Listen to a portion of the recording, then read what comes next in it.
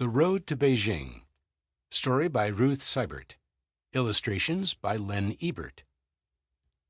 Chapter 1. Do you know who this is? Snow came early that year to the Midwest. My buddy Ian Berger and I were delighted. By mid-November, we had several inches of the beautiful white stuff, and we spent as much time on his snowmobile, Rosebud, as we could. We liked riding at night best, with the moon high, white, and round in the jet-black sky. That's what we were doing when my life changed forever. We built this great ramp by scooping out, then packing up snow on a natural knoll in the Berger's field. Then we took turns throttling up Rosebud and taking the ramp. We'd done it a dozen times before, no problem. When my last turn came, I really revved old Rosebud's motor. I don't know how fast I was going when I hit our ramp, and I could tell I hadn't exactly steered old Rosie straight on. But she lifted off all right, or so I thought. Man, I was really flying through the snowy night. Stars glittered in the high, clear sky. The winter winds smelled fresh and cold. It was a wild ride, the best of the night. Then somehow things got turned upside down, and Rosebud rode me, and it was hugely heavy. The snow was slick beneath me, and fast. Fast snow. That's what made it such a good night for snowmobiling, right? Even with Rosebud flipped, everything might have been okay, because I had on a helmet and my thick snowmobiling suit. I might still have been all right, except for the tree. It was a big oak tree, and it had stood in the same spot in the Berger's field for 100 years. Ian and I had camped out beneath it dozens of times. It was a great tree, really, and I had never had cause to hate it before, but I sure did that night. Rosebud and I whacked against the oak at full throttle, and about 1,000,000 firecrackers exploded inside my left leg. Rosebud's revving engine and the 1,000,000 firecrackers exploding, those were the last sounds I heard until I woke up to the beep, beep, beep of hospital monitors. And under the beeps, someone whispered, "Do you know who this is? It's Rhett Mason. He's a big track star." Then a second voice answered, "You mean, was a big track star." Chapter 2.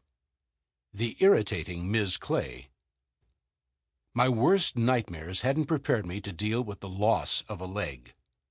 Everything was so much harder, and people were after me constantly. A counselor wanted to talk about my feelings. Nurses bleated at me about caring for my wound, and doctors cruised in and out with their multi-syllable words. I endured them all, but what I wanted most was to be left alone. On my 5th hospital day, an irritatingly cheerful person invaded my room. She had spiky blonde hair and carried a binder full of papers.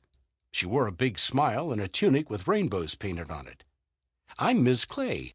She held out her right hand for me to shake. "I'm your prosthetist. I'll be fitting you for your new leg." I let go of her hand and eyed the binder. The doctors had already been talking with me about a new leg, a prosthesis. It wasn't a subject I was fond of, but there was no stopping Ms. Clay. "The doctors say you're healing like a champion," she said, "so I expect your stump will be ready in another week or two." Stump. She tossed the word out there in the air like it was a normal thing to have one leg amputated below the knee. I decided I didn't like Ms. Clay. "We'll make a casting of your knee joint and fit you with a preparatory prosthesis. That's a sort of training wheel leg before you move on to the big time," Ms. Clay went on. Terrific, I thought. Just what every 16-year-old jock wants is a training wheel leg. "You'll get used to maneuvering with your preparatory, and then we'll figure out which permanent prosthesis will serve you best," Miss Clay said. "How does that sound?" "Peachy," I muttered. "Your mother tells me you're an athlete," Miss Clay said. Would this woman never shut up? "I was an athlete." I stared at her. "That's great," Miss Clay enthused. "What's your sport?" Wasn't she listening? What difference did it make what I used to play? Sports were behind me now, out of reach. They'd been blown out of my future by 1,000,000 firecrackers. "I ran track," I said grudgingly, "the 400-meter. "Really?" she said. "That's wonderful." Yes, it had been wonderful. The most, the best, the ultimate. I'd placed first in the... Sample complete. Ready to continue?